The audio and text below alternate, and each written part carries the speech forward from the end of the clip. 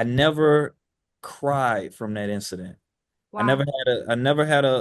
I watched my friend on his bed.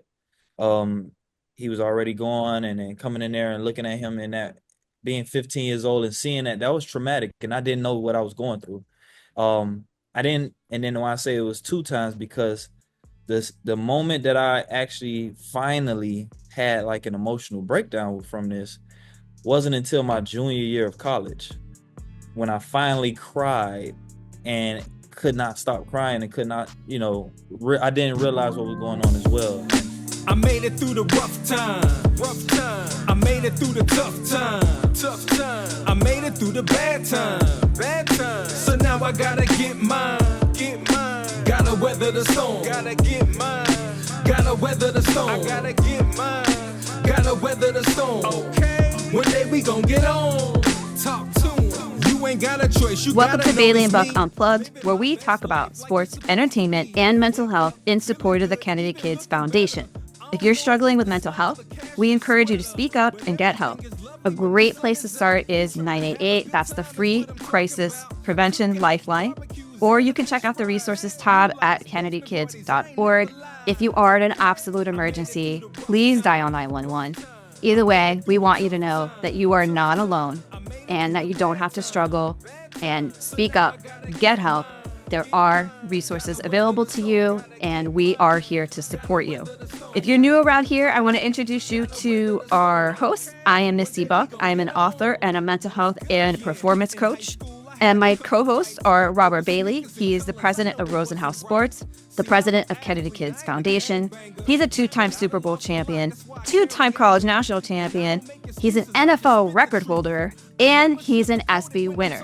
And we are also joined by Bailey Brooks Mashburn. She is a celebrity wedding and event planner, a former NFL cheerleader, and the executive director of the Kennedy Kids Foundation.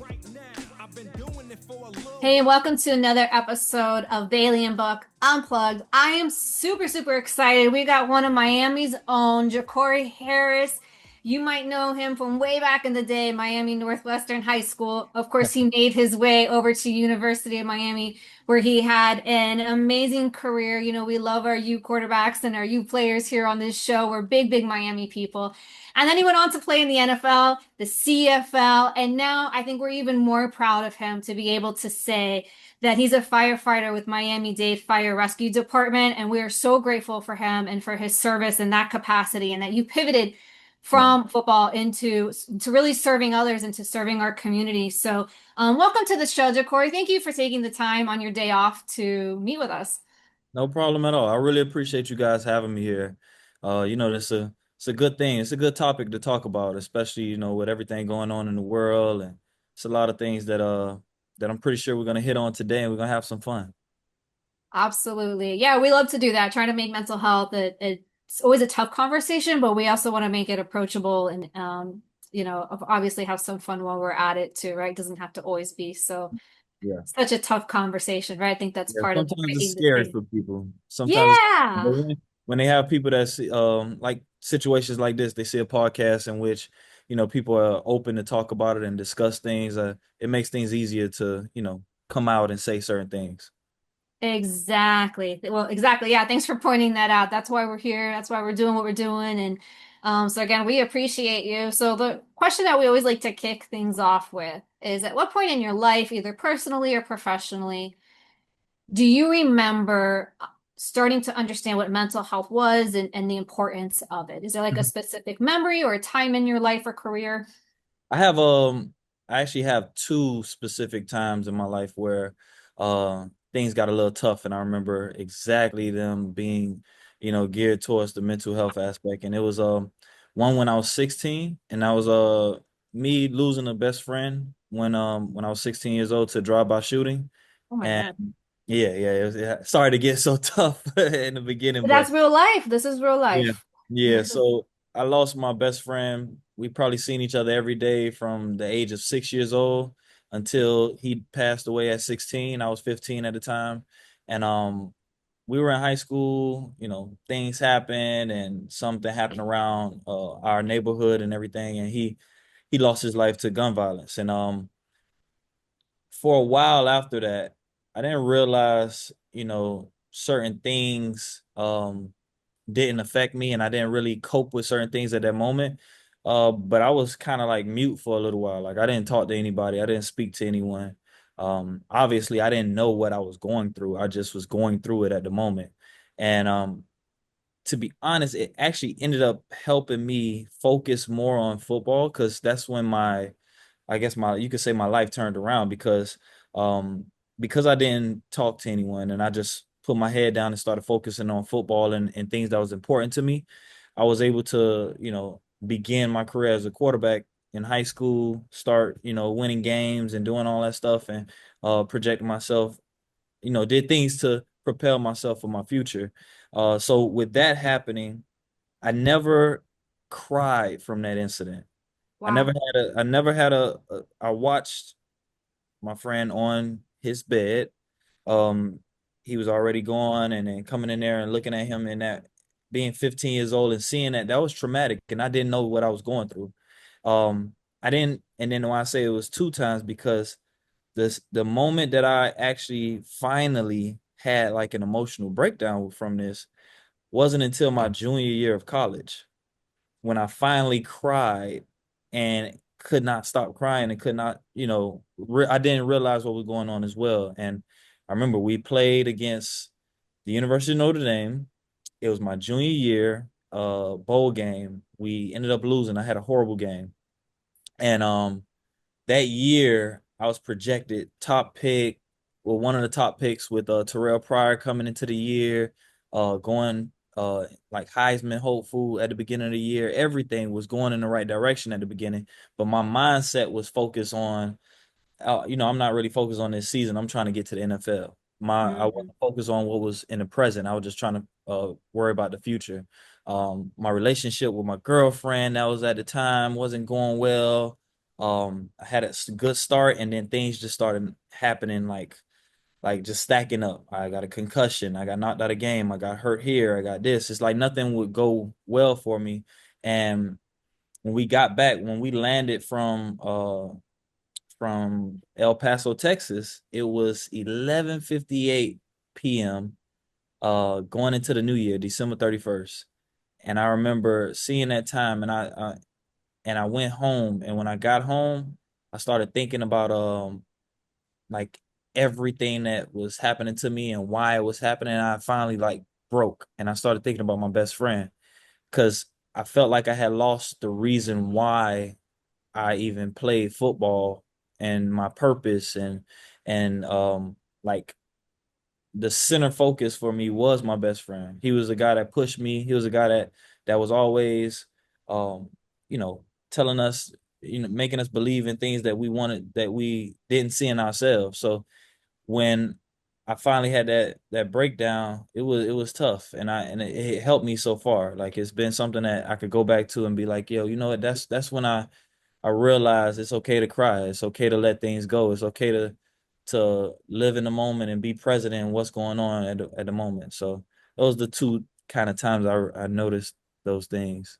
How many years was that after that, like your junior year? What that sounds like, Like am four I right? It's years? like Probably six, about 4 or 5 years. 4 or 5 years. Oh So yeah, it sounds like when you were going through the toughest point in your football career, like, and you just had that incident that, like, you realized, like, you didn't have your friend to like lean on, like, you didn't have the person that usually pushed you and motivated you and moved you forward. And then that's what broke. Because, like, in the 4 or 5 years before that, you had never had that breakdown at the yeah. thought that for that thought. I had never had that breakdown, and then it's good that you say that because I didn't realize, yeah, within those times, I was having a great time. I was doing well. And it's like the one year that, hey, maybe I didn't have, now that I'm not doing so well and I don't have that friend to lean on, I don't have that person that's in my ear telling me that I'm great, that I'm this, that I'm that. Maybe that was the reason why it hit me so hard. But I can credit my family, even though they didn't know anything that was going on, Right. because I kept a lot of things to myself. I can't credit my family for being, for having just such a strong support system because my dad is like my best friend, Well, and he don't even know it, but it's like when I'm done doing that and and I'm coming around my family, those are the times that make me that help me get out of certain situations, certain thoughts and certain, feelings and everything. So um it was a tough time thinking about it now. Right. And so now, like, you're 35 now. This is like years later. Have you processed like how that whole thing happened for you to the point because the way you're talking about leaning on your family at this point and your dad being your best friend, which is amazing. Then how do you now deal with the lows in your life? Because we're all high and happy when everything's going well and going great, but then when we're tired and nothing's going the way we planned and then we don't feel the best, and then the people that we used to lean on are no longer in our lives. Like at this point I'm 49, and there's a lot of people that were in my life earlier that just don't exist now for me in my circle. Like how have you processed that to use it now to like maintain your support or elevate how you mentally get through things? Well, one, my grandmother she used to always pray for me before she passed. She used to always call and pray for me.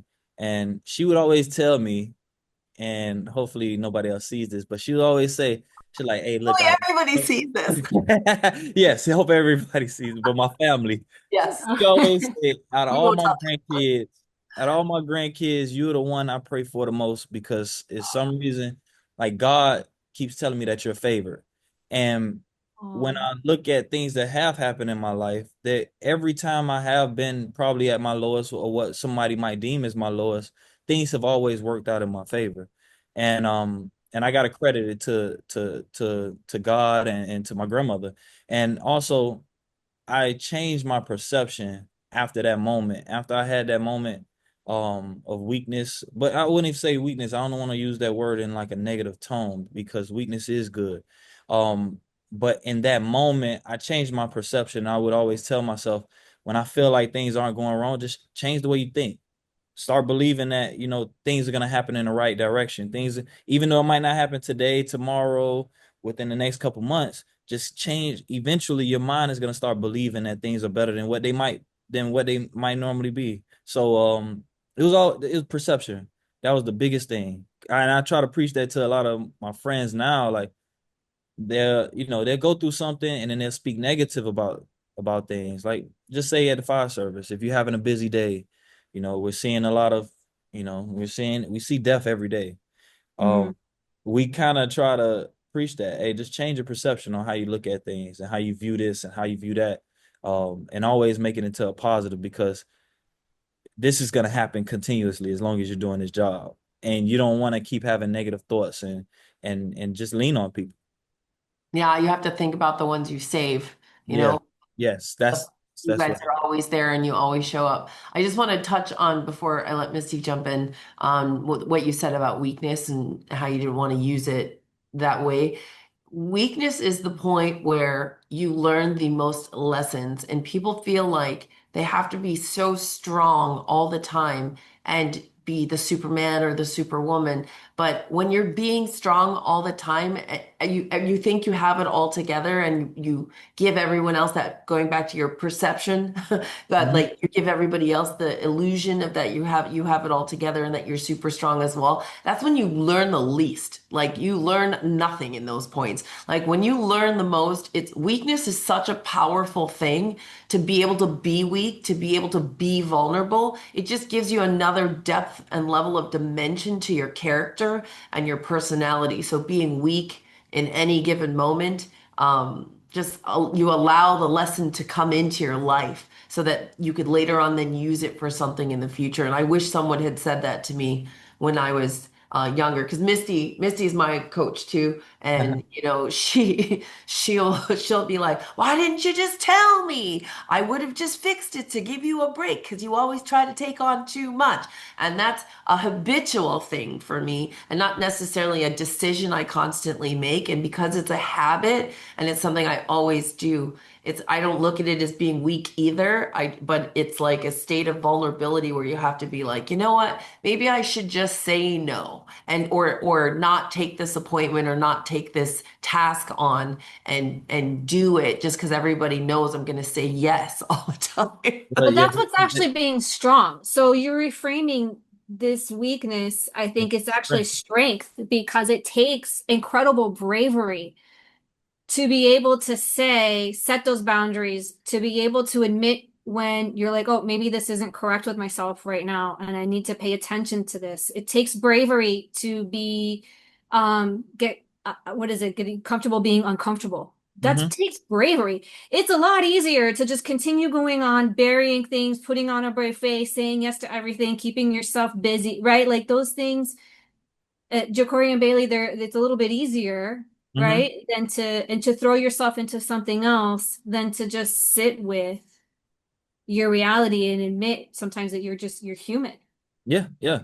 Take accountability sometimes. That's what I always say. I take accountability for anything anything that I'm going through. I try to find out what can I do to make this better, or what have I done for me to be in this position. And then I just take accountability and look in the mirror and make that decision to change on my own. And going back to the weakness and strength thing kind of play hand in hand with each other. It's almost the same word, just depending on how you use it, because like your strength can be your weakness and your weakness can be your strength. It's just how you look at and how you view things. So that's why I wanted to make sure I said that it's not a negative thing, because I don't want people to think that weakness is negative at all. I it's the same thing with men when it come to girls and stuff and them being vulnerable and being, come on now, sometimes that's what's gonna get you in the door. That's what's gonna that's the longevity. No, you just give the men listening to the Hey, A the hot keys to tip. the look, kingdom. I'm No, telling you did you, not. I'm telling you, that's what's gonna get you in the door, and it's gonna have the longevity. Yes, like All the strong stuff is Shit, you can say shit. I told you to say shit on the podcast. I know, that can only get you so far. So it's you just got to look at it. It's all how you word it and how you look at things in your life.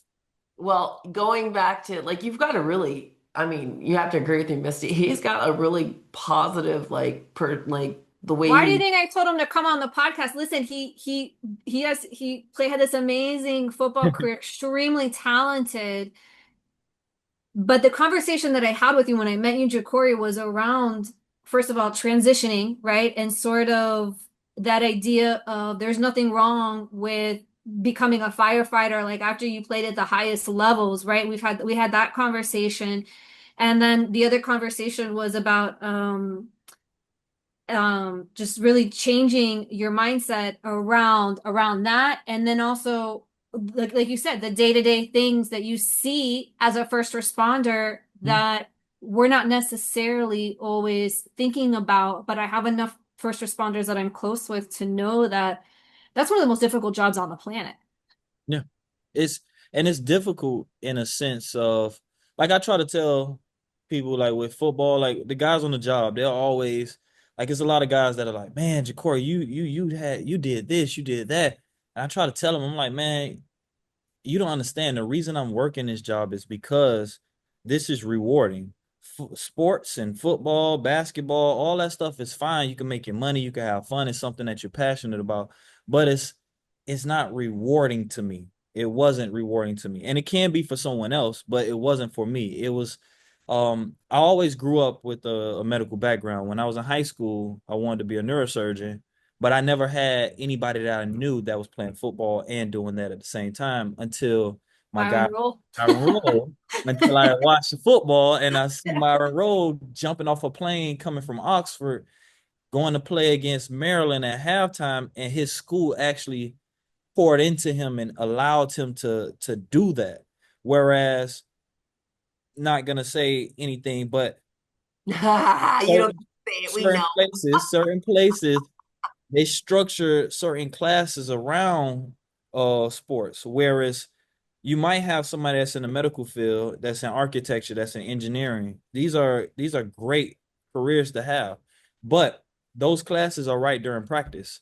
But then you notice that all the other classes, the simpler classes, communications, or not, I wouldn't say even communications, I would say just sports administration and liberal arts and basket weaving, those are the classes. Those are the classes. Those are One the of my kids' class schedules, astronomy. astronomy. Those are things that are available for you to go to when we don't have when we don't have practice. So it's structured in a way to where you really can't, succeed in some of those fields. You got to be a real strong individual. And when I got to college, I was that's what I wanted to do. I want to be a neurosurgeon. And then quickly after one semester, I was like, I can't study and have fun. So I changed. I was like, oh, I go to sports administration. I could go to sleep in that class and I'll be able to listen and still learn everything that I need to learn. Pass the class. Well, I'm Yeah. really impressed with and that's why I was referring to Misty. I was like, I'm really because he's 35. The mindset's like already there, But and he I again, he's super mature. Like he was saying, like this is one thing I wanted to touch on too, is oh, I'm your trying to ask this question 2 times now. Oh, I'm so sorry. Go ask your question. I keep Okay, so because Yeah. you're so I'm the same mature, way. I forget too. because you're so mature though, and at 35, and you have this mindset, and just listening to how you speak, I wanted to hear about which Misty might have already got some because she used the word transition. I wanted to hear about your transition from the NFL to the CFL. Oh, Because that I okay. know there's a perception for NFL versus CFL, and that must have had an impact on your mental thought process as well. And Yeah. I'm Canadian, so that's why I asked because I'm a Winnipeg Blue Bomber, and then I was a Calgary Stampeder. So I've seen your list of CFL teams. So tell me a little bit about how that shift impacted you. The shift did impact. I won't even lie. It did impact me because one, I didn't know anything about the CFL. I think the only thing that I knew about the CFL was that's where Ricky Williams went because they allowed you to smoke weed. So that's all I knew. And Ricky Williams went up there and I On actually the met team Ricky. when I was a cheerleader for the Dolphins, and I remember this very well. And Yeah. this was something that he said a lot. Yeah, and it's true. It's true. The guys can go up there and smoke all the weed that they want. They could do all that stuff, and you see how some of those guys they it actually does help them, and they play well. They're Hall of Famers up there and everything. But the transition was it was tough because to start coming out of high school, I remember going to the Elite 11, which is the top 11 quarterbacks out of the country. Back then, it used to be the top 11 quarterbacks in high school all come to Malibu for a camp, and you all compete and you hang out, you do all this stuff. And I remember being there with the likes of Andrew Luck, EJ Manuel, Blaine Gabbert. Everybody that was there are future first round picks or future longevity NFL players. Um, and they all went to schools that ran, now we talk X's and O's, that ran offenses similar to what they ran in high school. Uh-huh. And all of the guys, I probably was the only one that decided to go somewhere that was the opposite of what I did in high school. Because if I went somewhere that was the same, I would have went to the University of Oregon. Mhm. So seeing the guys as we're now older and playing throughout our careers and everything, you see Andrew Luck go first round pick. You see EJ Manuel first round pick. You see this Blaine Gabbert first pick overall. And to know that with all these guys, I'm competing with these guys, and obviously I'm going to think that I'm better than these guys. But they're still all my friends. They're still like we compete, but I can still be friends with you. That's no problem. Um, and to see their success at first, it was tough because it's like, dang, I'm not in that position. The things didn't work out for me exactly how I wanted it. So now I'm in a situation to where I'm going free agent and I see five or six of the guys that I was competing with maybe they went to other schools and they had successful careers and now they're getting opportunities that, hey, I missed out on. The one thing I've never been is a hater. So I've never been a hater. So it was an easy snap out of it, but it was a realization to, you know, it made me feel like, dang, do I regret making a decision to go to University of Miami? Do I regret, some of the things that happened? And when I look at it, I was like, you know what? Going to UN was the greatest thing that happened to me because without me going through some of the things, having those ups and downs, those highs and those lows throughout my career, I would have never became the man that I am today to be able to talk to you guys and speak about certain things and speak to other guys about um things that I've went through because when I was when I was at my highest, I was at my highest. I'm a kid from Miami. I went to the University of Miami. There's kind of they used to make jokes and say in the city of Miami, you got the most important black people was Obama at the time, Dwayne Wade, and Jacory Harris. That's what Javaris James used to always tell me. He was like, "Y'all Not three are the a bad most important." sentence to have your name in. I know. He's always messed with me. He was like, "Man, because I see how people gravitate towards you whenever we're out, whenever we." He's like, we could lose a game and people still love you the way that you, because the way that you carry yourself on and off the field. So it was a tough thing to go from that and then not really getting a real opportunity in the NFL. And and then now I don't know anything about the CFL. And I actually took a hiatus where I didn't even answer to my agents or anything. I went to Pocatello, Idaho for like 3 months. Spell Yeah. that? No, I'm just kidding. It's in the middle of nowhere, Idaho, and I stayed out there for 3 months with one of my boys who's into all this computer programming stuff. So we stayed out there, went in the mountains, and started exploring. And I started seeing life differently because I never did those little small things in life, and it was filling my heart. I was able to learn different things that I never did. I never seen a mountain. I never seen snow. I'm up here, like I'm in the wilderness while football is going on. I'm not paying attention to any of those things. I was finally like free at that moment. And I ended up switching agents and going with the guy who represents CFL players. And then I got my opportunity to go to the CFL. And when I got to the CFL, obviously it's very different. It's football, but it's a different sport. It has you got an extra player. The rules are different. It Field was is bigger. yeah, the field is huge. But the one thing that I say that kept me up there, because I went to Edmonton my first year and it was freezing and Yep. Very, very, I very. wanted to Very go cold there. I have a home. friend there. Yeah. Yeah, I wanted to go home. Only thing I know about Edmonton was the Oilers, Wayne Gretzky and all that stuff and Yeah, Warren Moon. yeah. So being up there, um the people in Canada, those are the most amazing people I've ever experienced in my life. Like everyone, everywhere, no matter if you're in British Columbia or if you're all the way in Nova Scotia, from end to end, the people in Canada were amazing. They the ones that made you feel at home, that made you feel welcome. It's totally different from living in the States. And being a kid from Miami, you would think, man, look, the fast life and the clubs and all the things that I was used to, the women and all that stuff, you would think, oh, nah, Jacory would get homesick and everything. No, guess what? Beautiful women exist everywhere. The club scene, if you want that, it exists everywhere. But the people and their mindsets and the way they treat you, that don't exist everywhere. Like to see them have someone, it was, unfortunately someone lost their life in Ottawa at the Capitol in a shooting. It was a guard, one of the guards there, one person. And in the middle of a game, we're having a moment of silence for a terrorist attack. I was like taken back because I'm like, terrorist attack. We get 30 people shot in Chicago every day. Why It's like why seven a year on the news, like in the seven. news? Imagine, Jacory, imagine me moving here at the age of 27 years old, pregnant, to marry my husband at the time.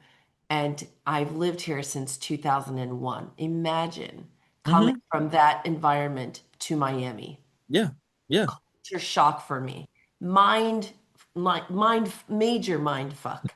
Like I, I've never been treated so poorly on such a regular basis in my life. The customer service, not the same. The people, not the same. And my own community was like, you're not black enough.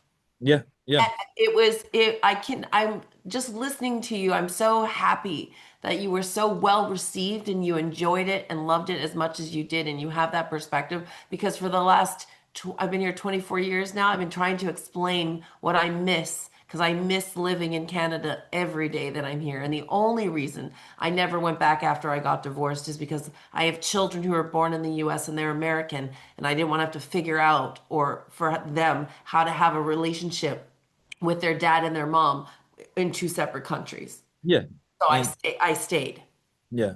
Yeah. and it's an amazing thing, and I'm happy that, well, it's a good thing that you get to see and experience the two different sides. So now you can tell your kids and teach your kids different things. And it was unfortunate. Like when I retired from CFL, I still had like 2 years left on my contract. I didn't want to leave. It's just I started thinking about I had just had my daughter, and the back and forth, and I wanted to be a family man. I wanted to make sure that she didn't have me all over the place traveling. So I was like, I'm gonna make the sacrifice to have some to give her some stability in life. But then I also was like, man, should I have her up here and then she get the dual citizenship and she get the experience and we just stay up here? But it's too cold during the off season.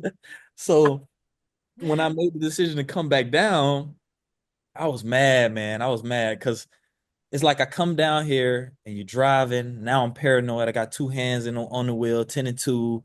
And I don't know how to drive anymore because people are blowing the horn at you, they're honking at you. It's like it's something that you had to relearn, an experience that you have to relearn. So I really do. Um, that's why the transition for me was different. I was open to my mindset is open to a lot of things, and I know I'm about to spin it a little bit, but I hate that I gotta say it in South Florida, especially South Florida, we put so much emphasis on making it to the NFL, making it to the NFL, NFL, NFL, NFL, that we don't teach the kids that there's more to life. And this is what we were talking about, I think, Misty. Mhm. It's more to life than just football. It's more to life than just the NFL. It's more than you can go to. It's different routes that you can take. It's different things that you can do. If you don't make it, your mindset doesn't have to be looked at as a failure, because that's how the community pretty much breeds you to believe that if you don't make it to the NFL, you failed. And I was fortunate enough to have a different mindset, because I know a lot of guys that fall right into that belief as they're not good enough, that they don't know who they are. They don't know who they are as a person. And I always used to tell people, because even when I was in Canada, yeah, I could make, say, you make good money up there. um you make a couple $100,000, and I still would work in the off season. I would go work a small job, like I would just do something random. I was working at a restoration company, which with a guy who I know, he owns the company, and I was like, hey, I want to work here. He's like, what, Jacory, what you doing? And I'm like, man, I don't care about perception. I don't care about how people see me. I just want to build my resume, because all my life since I was 6 years old, I've dedicated my life to football. And if you don't, you won't be good if you don't dedicate your life.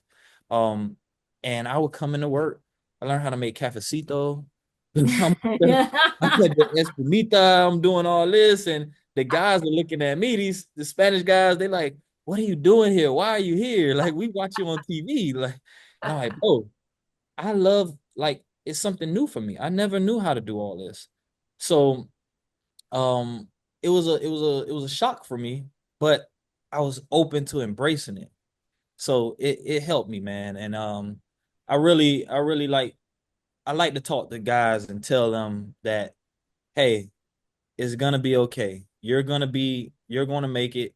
Don't spend all your time. Yes, you want to focus on trying to make it back to the NFL if you're out of it, and things didn't go the way you wanted it.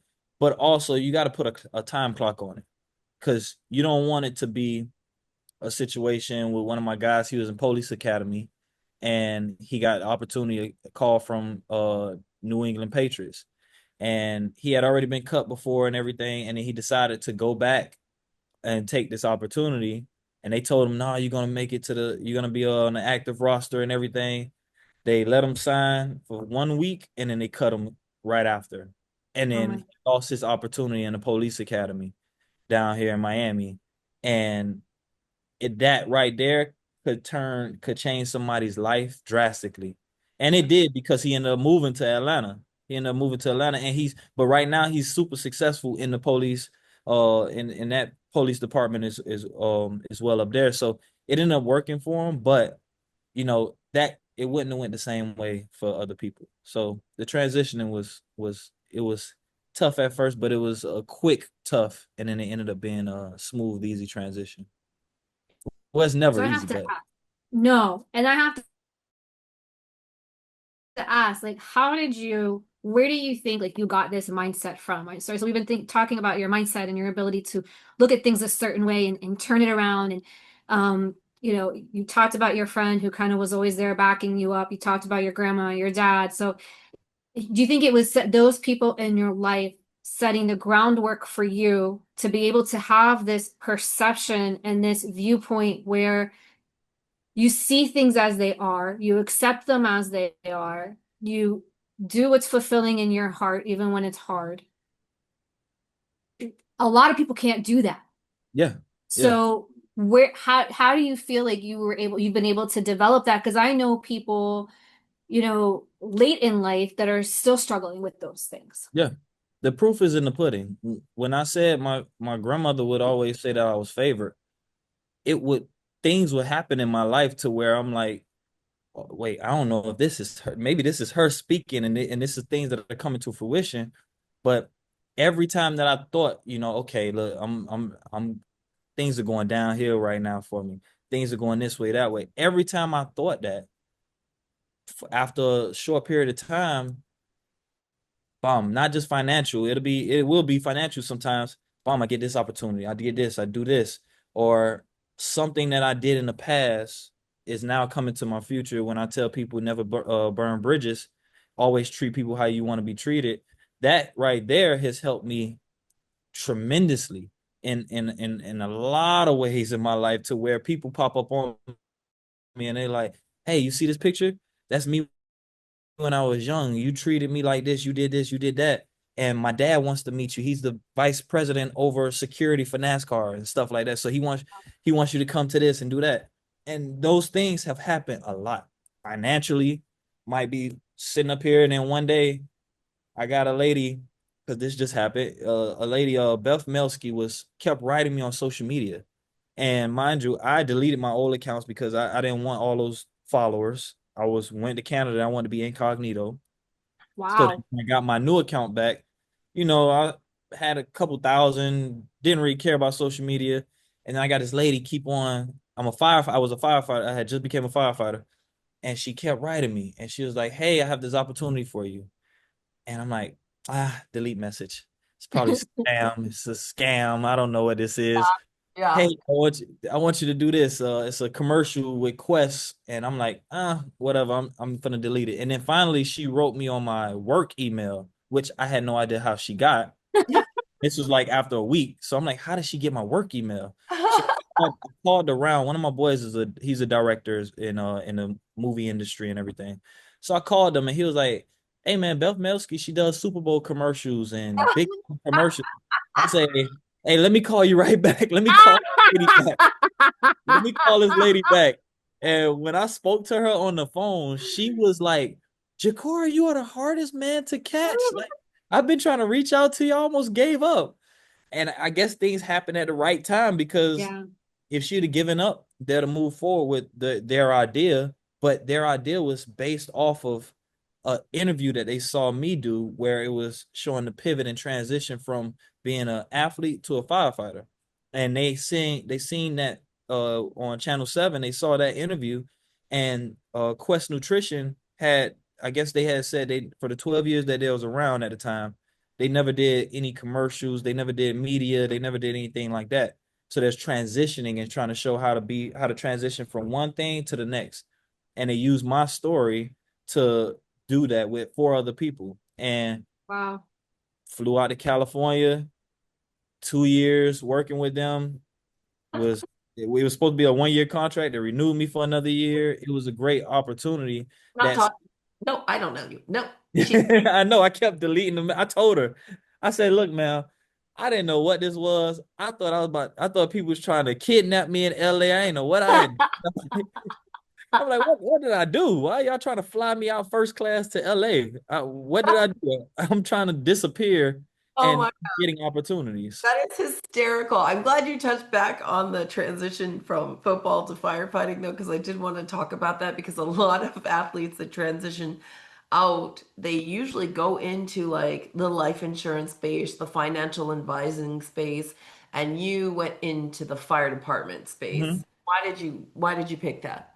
I chose that because um mind you, it, I had never seen anybody that I knew that was a firefighter. I never had seen that. So for me to even consider being a firefighter, it was more so my mom would always tell me, one of her teachers that she worked with, her husband was always would tell her, hey, look, he's off these days, he does this, he get to save lives, he make good money, he all these good things. And she would like tell my mom, hey, if Jacory, when he's done, he should consider being a firefighter. So it was always in my head from my mom telling me. And then I finally, when I left the CFL, I saw that it just so happened that when I was considering retiring, they were opening up their application process, which they only open up every 3 years. So I was like, oh, this is perfect. 2018, let me go ahead and apply. I applied and I went through the process, and it's a long, grueling process. It took me like a year and a half in order to, from when I applied to doing all the tests to finally getting hired. And I was in one of the first like non-certified classes. Like non-certified is where they hire you fresh off the street. You have no EMT, you have no minimum standards fire, and you have no SOP, standard operating procedures. So you have to do 9 months. Each one of those process take 3 months. So you got to do 9 months. And I went through that, and it was the best thing that I could say ever happened to me, because then I have one more thing that happened my very first day on the job. Um, my very first day on the job, we come out of academy and we go to different stations around the county. They put probationary employees at different stations, and you got a rotation every 3 months. So you do 4 rotations throughout the year. And I was in Liberty City, which is where my family grew up, where my high school was, everything. So now I'm running the calls throughout the day. I see guys out there like, hey, Jacory, boy, that's dope. Like everybody's excited to see me in uniform. And like some of the guys that I'm working with looking at me like, wait, hold on, like, dang, like I didn't know people actually like would gravitate towards Jacory like this. And then we're sitting at dinner and we get a call for traumatic injuries, and it comes through as quadruple shooting. Oh my. So how it's a crazy business, because you have to be like this. What I'm gonna explain. The guys are like, yeah, Jacory, it's your first day. You got a shooting. You get like it's action. So we're not cheering uh No, we when get you yeah, it's we're not cheering for you're throwing you right into the fire. It's sink or yes, swim. yes. Yeah, yeah. Yeah, it's your first day. But little did I know, as we're going to the truck and we start running to the truck, we hear is two pediatric patients and two adults. And when we pull up, it's as soon as we open the rescue door, it's a baby, 2 year old baby being handed to us in the rescue. Oh my. Um, and we didn't leave immediately. We started working on the baby.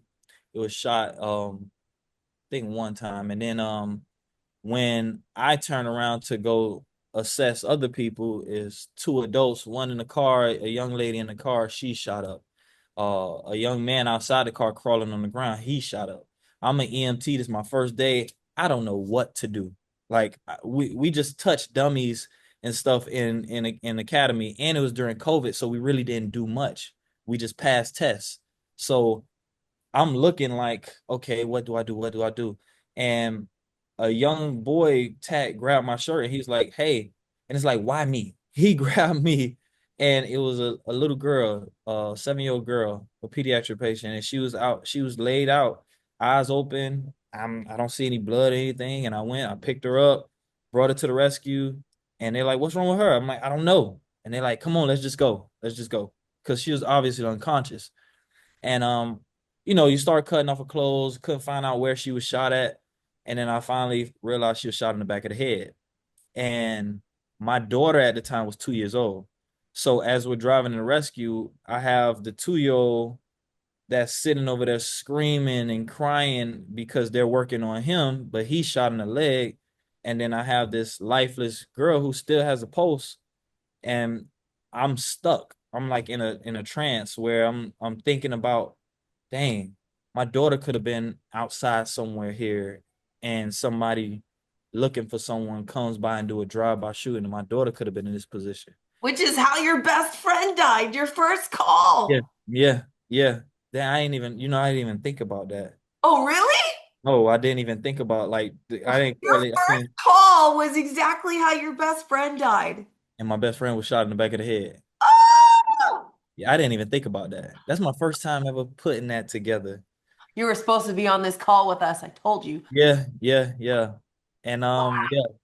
So people, it take people a long time to realize what they want to do. And especially like in the fire service, because it's kind of, you never know what you're gonna get day by day. So some guys, they might get something crazy first day like I did, or some guys might not ever get that in their career. Yeah. And you never realize what you want to be. And going through that process and then getting back to the station, I had a lump in my throat, and we was finishing eating our food, and we was out of service and everything. And I remember the chief, he was looking at me, and he kind of did put me on the spot. He's like, "Hey, Jacory, you okay?" And then it's like I got a lump in my throat, and I started talking, and I got tears in my eyes, not really crying, but I got tears in my eyes, and I'm like, man, I'm over here thinking about the situation, about everything, and it's like I understand my role here and what we have to do as firefighters.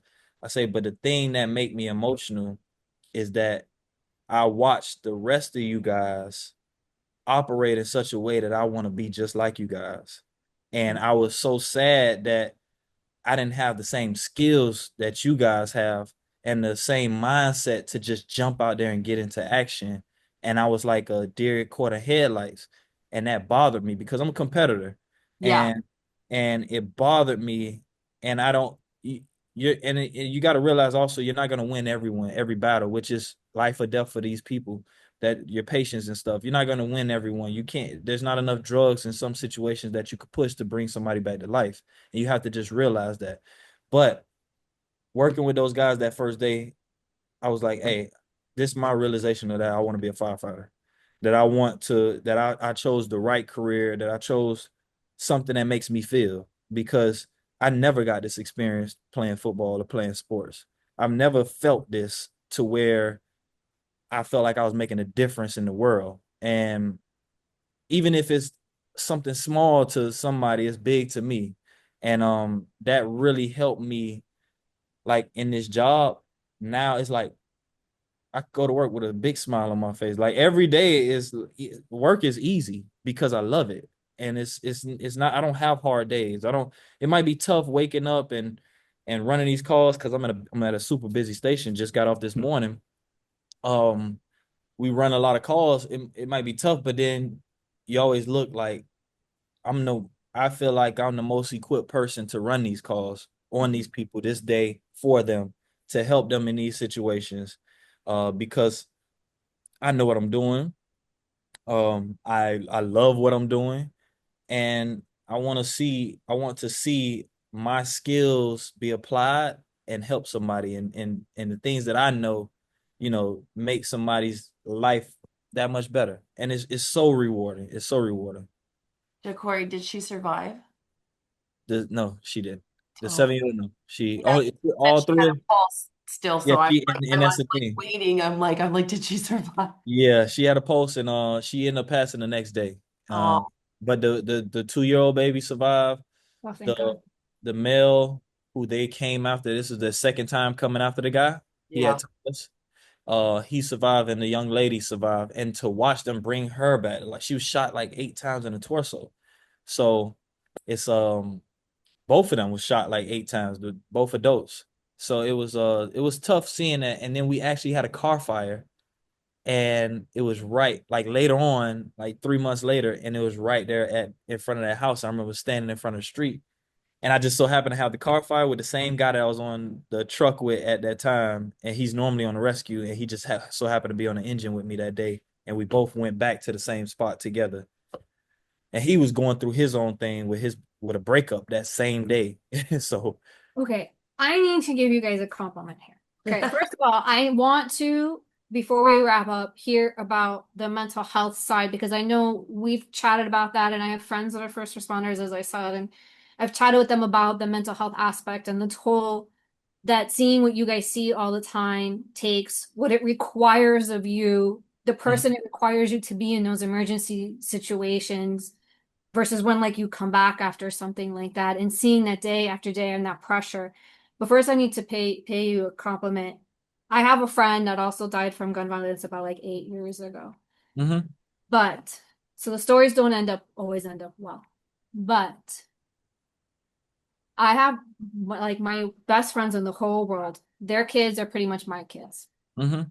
Several months ago, the son, and this is, I'm only bringing this up because this was just on the Miami-Dade firefighter Instagram page, and only Dade posted about it yesterday, so it's very public knowledge now. He was in a near drowning accident.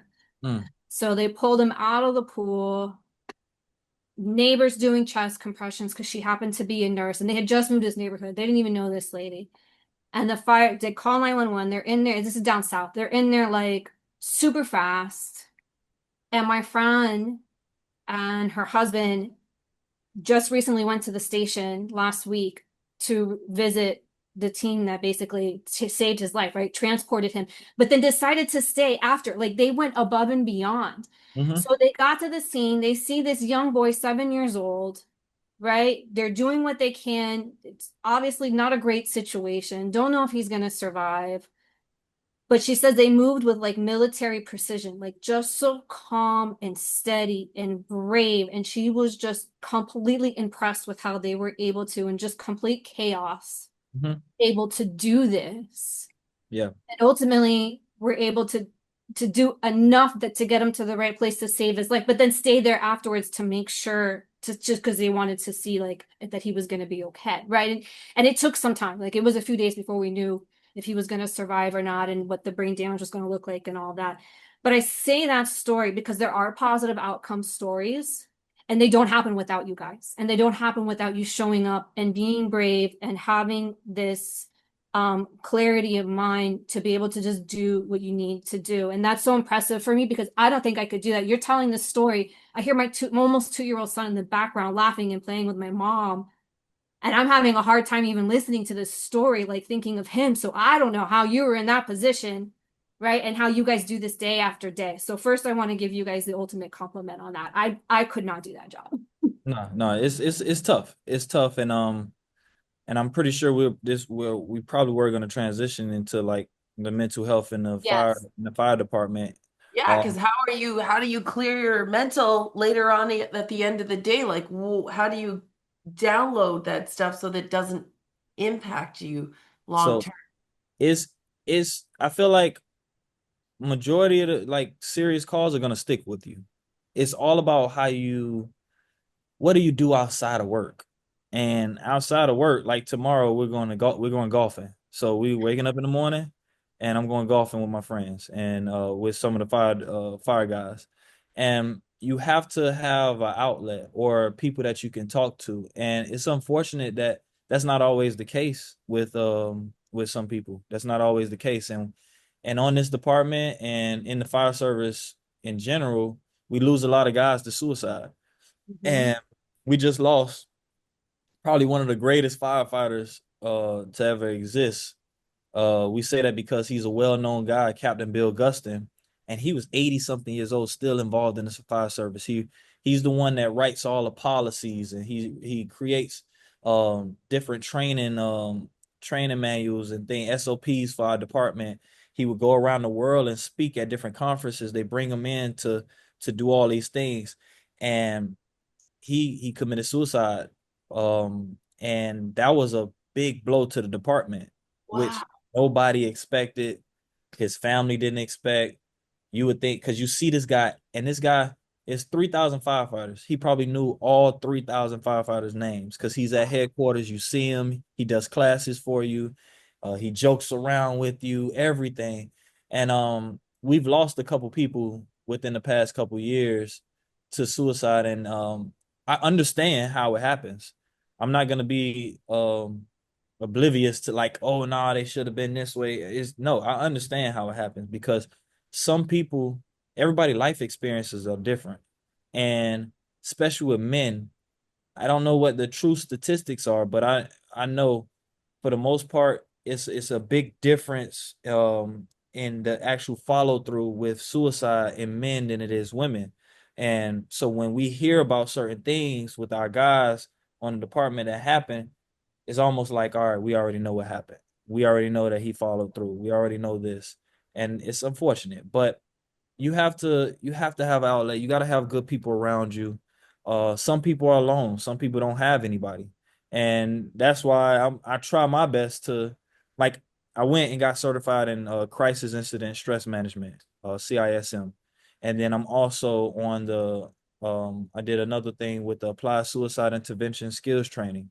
So we're a part of a team that when an incident like I went through happens, they'll go down the list of people that's on shift or that's available, and they'll call us out, and we'll go speak to different stations and go talk to people, because we've done the training and we actually want to do these things. Like, I've never, I don't, I didn't have those thoughts ever of taking my life, but I still understand and know that it exists, and I know that anything can trigger it. It could be financial stuff. It could be domestic things. It could be the job. It could be a bunch of things. You never know what it has no face. You don't know how to pinpoint that.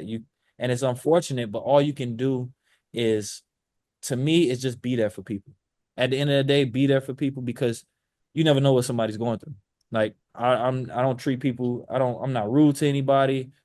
I talk to everyone because I look at things from a different lens. I look at it from, hey, like, I don't know what that person going through. Let me speak. Let me have a good conversation with them, because I don't want to be the reason why somebody, hey man, look, Jacory was mean to me, man, and this put me over the edge. This was the last straw. This was that. I came to him to have a conversation about University of Miami football, and he kind of blew me off. And I was going through something at the time, and then I did this. So I would never, even though I don't think that would happen, but I would never want that to be a factor. So I make sure I do my part, because I know God probably made me strong enough to be in that position to be able to handle certain things mentally. Jacory Harris, your grandmama was right. She I was just gonna say that. I agree, gosh, Bailey. she was so right. You are blessed and highly favored. Have you ever considered being a life coach and like talking to other people? Because like just the maturity, the mindset, the walking in your purpose, and Hmm. then the fact like I'm shocked. I thought you already had made the connection between your first call and your best friend. Like just watching you realize that that's how that came together was even like I feel honored to be a part of like you seeing that realization, but like your message and the stories that you carry and the way that you process them and then use them to be better, to be greater, to grow and to learn. Like I really think you should be sharing that as well, even from the firefighting perspective, even having that from the NFL perspective, like and taking all of that in your toolbox and just like spreading it everywhere. You know, it's crazy when you say it. Like, listening to Misty talk, like, as well. Like, I get goosebumps sometimes. I did while she was talking earlier, like just recently, because I realize there are things that I probably can, um I should start pouring more into when it comes to maybe public speaking and being a life coach and stuff like that, because I've thought about it a lot. Um but I haven't had the opportunity to live my life the way I've wanted to, like the traveling, the just being free, relax and chill, and not always have something to do. That, Yeah. like, that was the reason why I never coach, because I, Mhm. people in our community put you in a category, and they're like, all right, when you're done with football, oh, Yeah. okay, now you're gonna be a coach. And then it's like, no, I don't want to do anything with sports. I want to show you guys I want to do something different. I want to show you guys that, hey, I could be a doctor, a lawyer, and all these things, that I'm smart enough to accomplish those things. And that's why I chose fire department. And because now I could be out here and be one on one with patients. I've ran on people that I know, and they don't realize it, like say they sugar low, and now we giving you D10, and now you wake up and you're like, oh, Jacory, oh, I didn't know this was you. Like these things make you like get up in the morning. It's like, okay, this might happen today. So I would love to get into that. I just it's me. It's whenever I have to put forth the effort to, find direction into doing those I would things. argue though, even if it's not a formal title and a formal job opportunity, like job that you have, that you are already serving in that capacity, and this is why. One, to everything Bailey said about your clarity and how you're able to explain that to people and your communication and all that. But two, Jacory, you see people.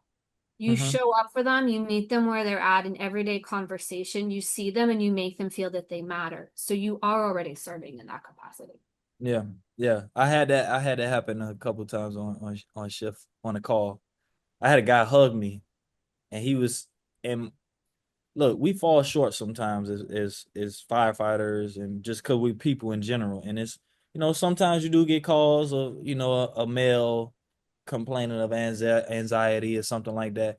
And as we're going to the calls, we might be in the back like, oh, what he complaining about or stuff like. I'm just being real, being honest. Yeah.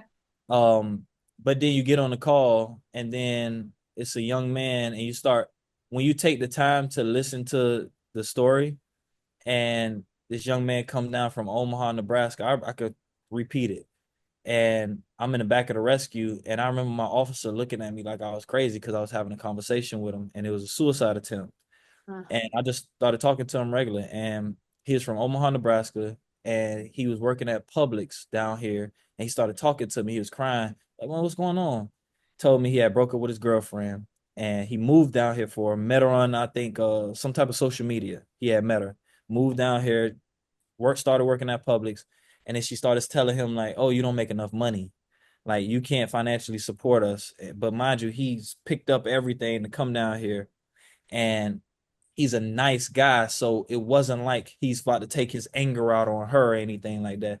So he ended up he cut his wrist, and it wasn't bad, but it was they're going to classify it as a suicide attempt. They have to.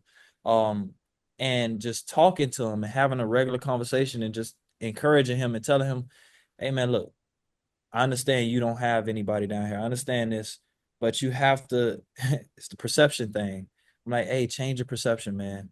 Just try to rework and reframe, rewire your brain in such a way to where nothing is ever gonna get you down. Nothing is gonna make you feel like you're inadequate, you're not good enough, and everything. No person, no job, no anything. You have to believe in yourself.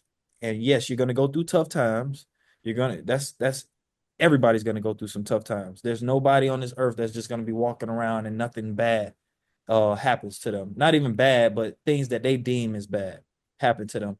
And you just gotta you just gotta change your perception. And we was talking and having a conversation, and when we got to the hospital, like he he like, bro, can I get a hug?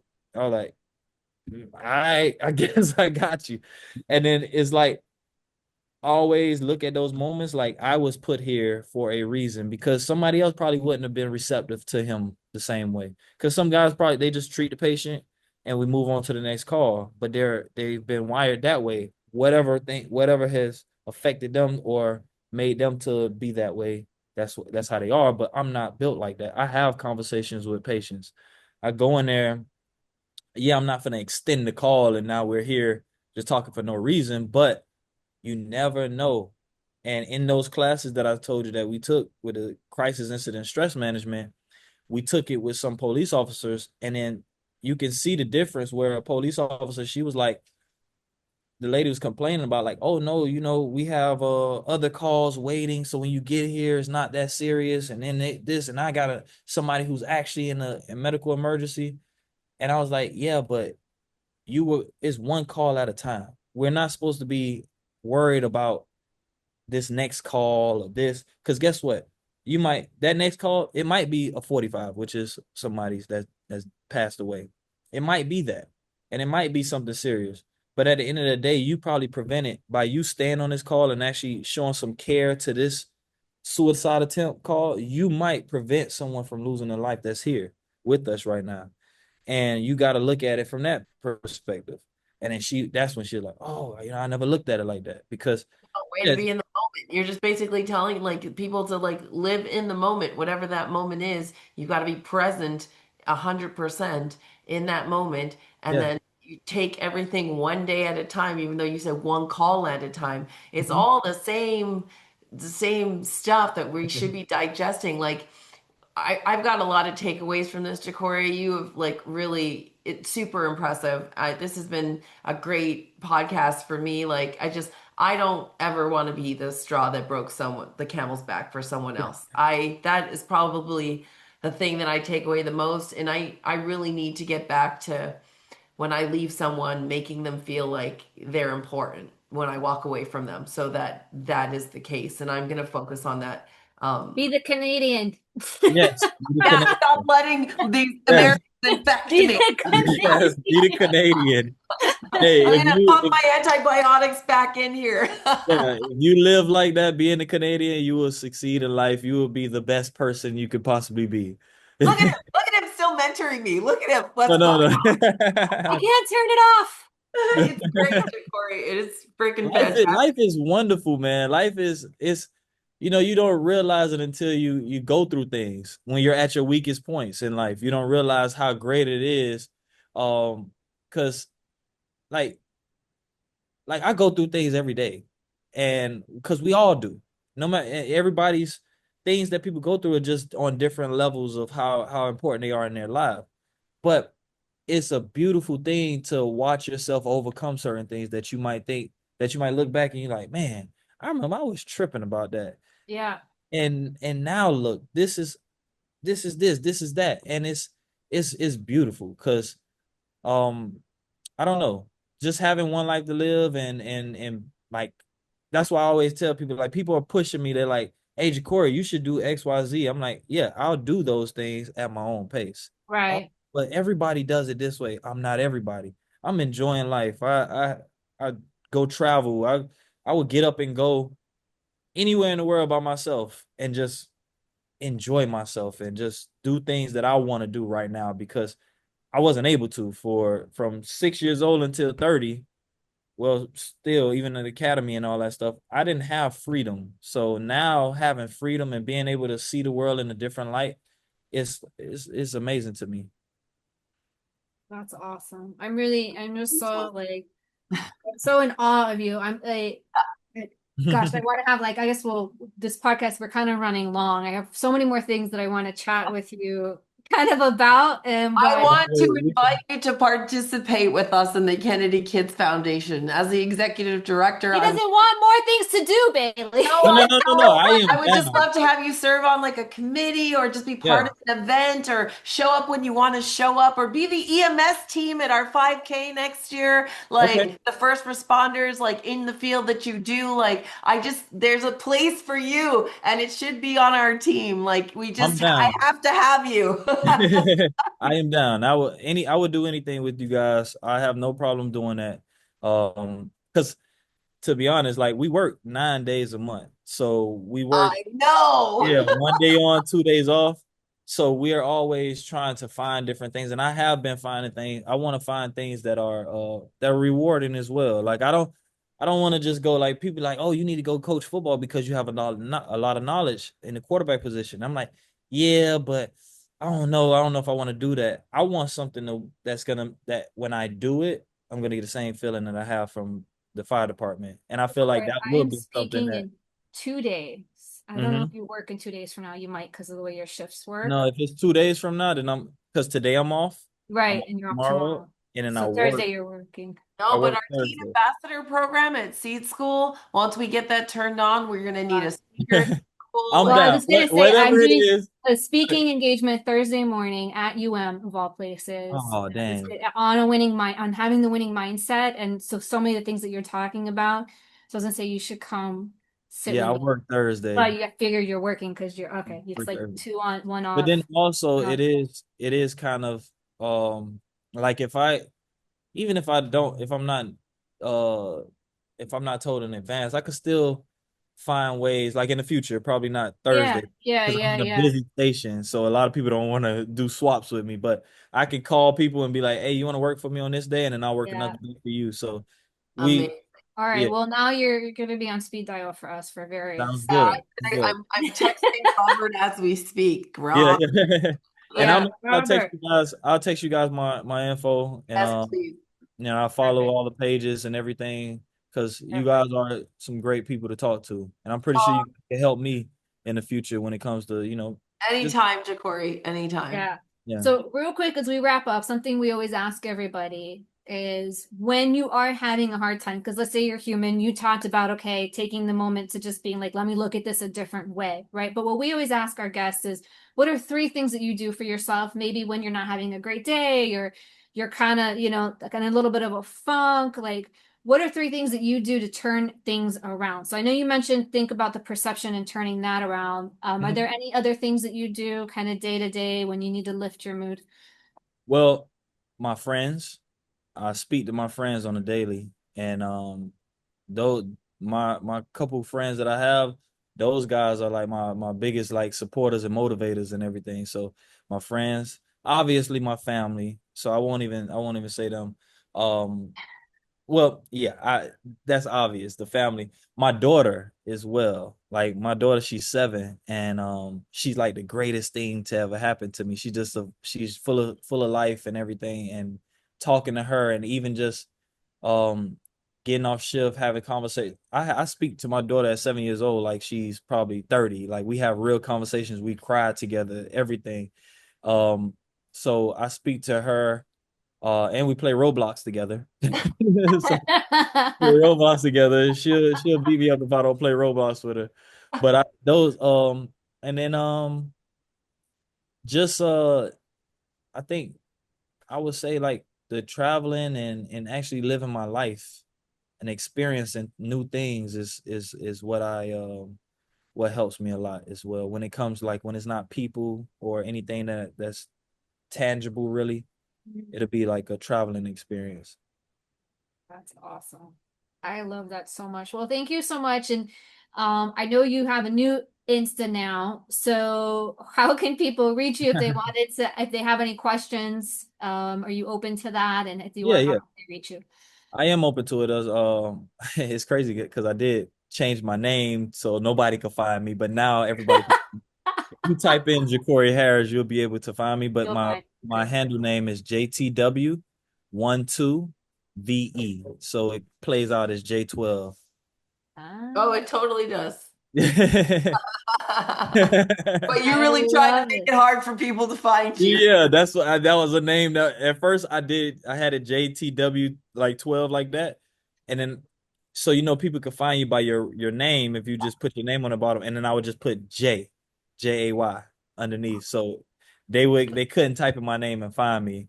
But that was a moment of my life where I would just, I just wanted to relax and not be in the spotlight as much. But I understand it's not that it's needed or anything. It's okay, because you never know who you might touch or who you might affect.